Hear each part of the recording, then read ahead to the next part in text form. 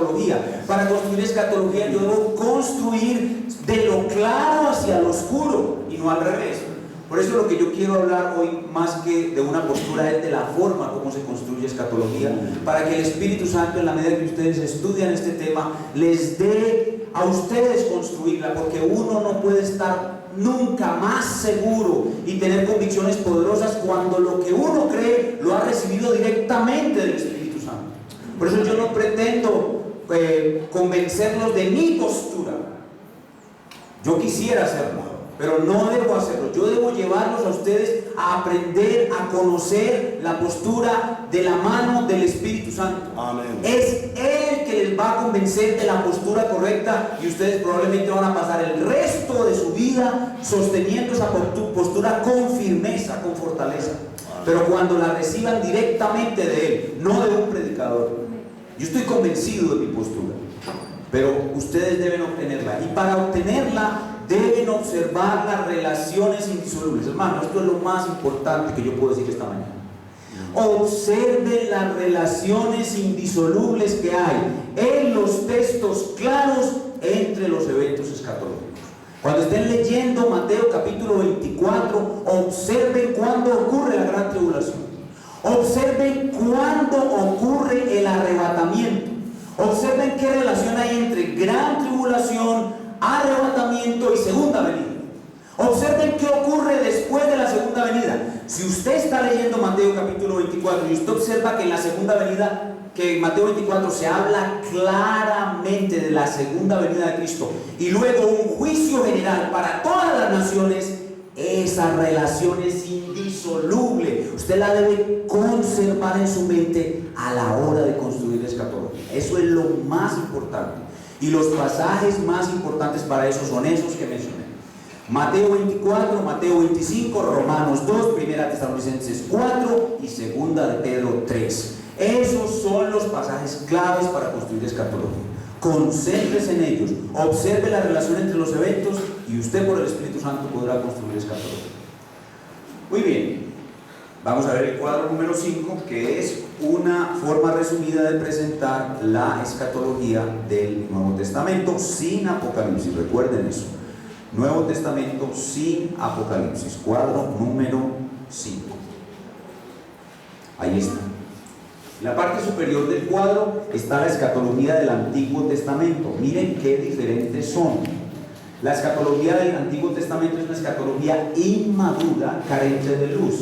Noten ustedes la sola forma de los dos cuadros, son bien distintos. Este primero es muy sencillo, y este segundo, que es Nuevo Testamento sin Apocalipsis, es muy complejo.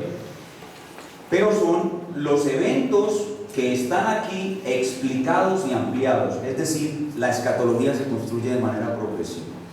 El mismo evento de ahora, la creación, la caída de la promesa, la misma situación de Israel, y hasta la primera venida casi todo igual. Aquí cuando vemos que hay una primera venida y una segunda venida, es como si este cuadro se partiera y se creara una brecha entre los dos bloques en que lo partimos. Y las cosas que aquí no se entendían, aquí se entienden claramente. En la primera venida el Mesías quitará el pecado. En la primera venida Satanás es atado. Eso es clave para la escatología bíblica. Busque donde enseña la Biblia que Satanás fue atado. Busque primero en el Nuevo Testamento y luego va a Apocalipsis. Esa es la clave. Primero Nuevo Testamento sin Apocalipsis y luego va a Apocalipsis, y usted va a ver dónde Satanás fue atado. Nosotros creemos que fue atado en la primera venida.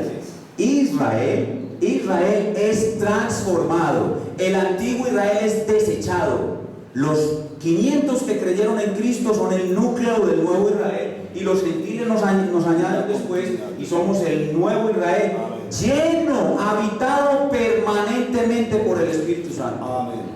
La diferencia entre Israel, el antiguo Israel, y el nuevo Israel consiste, dice la palabra de Dios, en aquellos días ninguno le dirá al otro: conoce a tu hermano, porque todos me conocerán, dice el Señor.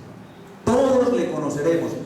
Como predicaba muy bien esta mañana nuestro hermano Víctor, todos tenemos la unción del Santo. En Israel la mayoría eran inconversos y solo unos poquitos tenían la unción del Santo. Ahora, entre la primera venida y la segunda venida hay un lapso de tiempo que llamamos periodo interadventual.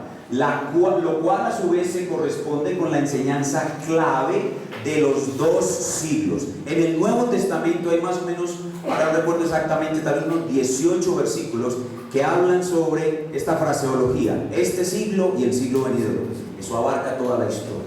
Este siglo, desde la creación y caída hasta la segunda venida, es este siglo, y el siglo venidero a partir de la segunda venida. Entonces, en el periodo interadventual, la palabra adviento o advenimiento significa venida. En el periodo interadventual va a suceder todo lo que tiene que ver con la iglesia, y al final del periodo interadventual se establecen estas relaciones entre los eventos: gran tribulación, anticristo, segunda venida, y en la segunda venida una sola resurrección general, un rapto para la iglesia y un juicio y separación, juicio final y separación entre creyentes e incrédulos. Noten cómo esto, que aquí está en forma primitiva, con mucha ignorancia, aquí se aclara y se expande de una manera especial. Entonces, casi todos los eventos que los judíos esperaban que ocurrieran en la única venida de Cristo van a ocurrir en la segunda venida, y esto corresponde con la misma teología del reino que el Señor Jesús explicó claramente. El reino de Dios es el plan de Dios, y Dios tiene un plan de construir su reino sobre la tierra, y ese plan tiene 4 etapas. Primero, el reino patriarcal, es decir, desde Adán hasta Noé. El reino nacional, con la nación de Israel, comienza en Abraham y termina con el último profeta del Antiguo Testamento. El reino espiritual, que es la iglesia en el que estamos actualmente, y con la segunda venida, el fin de este siglo y el comienzo del siglo venidero, el reino eterno. Tan sencillo como eso. Así es que la Biblia presenta la escatología en el Nuevo Testamento. Con la segunda venida, y después de que ocurran todos estos eventos, vendrá ese reinado de prosperidad eterna que la nación de Israel creía que era solamente para Israel. Va a ser para hombres, mujeres, jóvenes y niños de toda nación, tribu, pueblo y lengua. Y por eso es que Juan en su evangelio utiliza la palabra mundo para sacar a la iglesia de la exclusividad judía, del exclusivismo judío. ¿Ven? Entonces ahí está ya, este es el esquema básico de la escatología del Nuevo Testamento, recuerden, sin Apocalipsis. Ahora veamos entonces cómo las cosas se complican cuando introducimos el Apocalipsis. ¿Cómo se complican las cosas cuando introducimos el Apocalipsis? Entonces, estos son eventos del Antiguo Testamento, del Nuevo Testamento. Ya expliqué esto, ya vimos el cuadro número 5, y lo que estamos haciendo es primero construyendo una escatología bíblica. Ya expliqué la forma y dije algo del fondo. Ahora veamos qué papel tiene el Apocalipsis en la escatología bíblica, para luego ver el esquema básico de la escatología bautista reformada. Entonces, en esta diapositiva, esto es un curso que yo di de varias semanas. Le preguntaba a los estudiantes, una de las tareas que tenían los estudiantes era leer el libro de Apocalipsis. Entonces, antes de la clase debían de leer el libro de Apocalipsis. Entonces yo les preguntaba: ¿leíste el libro de Apocalipsis? Entonces, de la lectura del libro de Apocalipsis solamente, o sea, usted no necesita ser un experto en griego para cuestionarse acerca de estas cosas. Simplemente necesita tener un poco de sentido común. Si usted lee el libro de Apocalipsis, tan solo con leerlo se va a dar cuenta cómo puede usted construir correctamente su escatología. Si usted puede construir una escatología basada en el libro de Apocalipsis, que es algo realmente complejo. Yo personalmente les confieso que yo nunca entendí el libro de Apocalipsis hasta que fui ayudado por el hermano William Hendriksen. Ese hermano a su vez fue ayudado por el hermano B.B. Warfield, y B.B. Warfield seguramente fue ayudado por otros santos de otras épocas. Pero entender el libro de Apocalipsis, y tan difícil es Apocalipsis que ni Calvino se atrevió a escribir un comentario de Apocalipsis. Apocalipsis es muy complicado, basta que usted lo lea. Entonces, después de leer Apocalipsis sin terminar tu doctorado en griego, puedes preguntarte cosas como esta: hombre, yo que tengo que tener una escatología clara, ¿cómo voy a construir mi escatología? O voy a construir una escatología basada principalmente en lo que me enseñan los 4 evangelios y las epístolas, que son literatura bíblica clara, que son prosa didáctica, y con ellos, basado en lo que los 4 evangelios y las epístolas me enseñan, voy a tratar de entender Apocalipsis. O más bien voy a construir mi escatología basándome en Apocalipsis, un libro que casi ni entiendo, y con el Apocalipsis voy a hacer mi estructura básica y luego la voy a experimentar, o voy a ver cómo ajusto lo que dicen los 4 evangelios y las epístolas. ¿Cuál es la respuesta? La pregunta es: ¿ustedes han leído Apocalipsis? ¿O lo han entendido?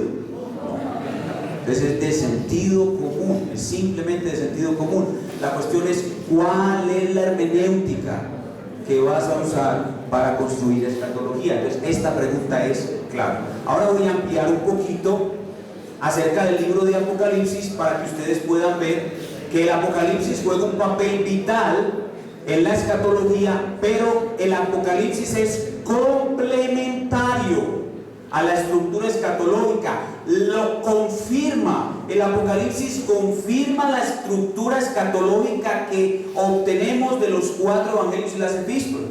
La confirma, la fortalece, la ilustra. El libro de Apocalipsis ilustra la escatología, no la produce. La escatología se produce en la literatura clara y se confirma y se ilustra en la literatura compleja. Entonces, para que esto sea así, debemos entender primero elementos vitales de este libro. ¿Cuál es el propósito del libro de Apocalipsis? No fue escrito para adivinar el futuro, ni para asustar a los incautos. El libro de Apocalipsis fue escrito para consolar a los santos en medio de la persecución y el martirio. Fue escrito para consolar. Vea, créanme, los hermanos del primer siglo entendieron el Apocalipsis mucho mejor que nosotros. Mucho mejor. Y ellos fueron poderosamente consolados y preparados para el martirio. Las veces que el Señor me ha permitido explicar o enseñar el libro de Apocalipsis, yo describo el Apocalipsis como una fábrica de mártires. El Apocalipsis es una fábrica de mártires. Cuando usted por fin entiende lo que dice el Apocalipsis, usted quiere morir por Cristo.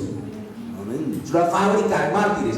No es para asustarlo a usted, es para consolarlo, es para darle fuerza.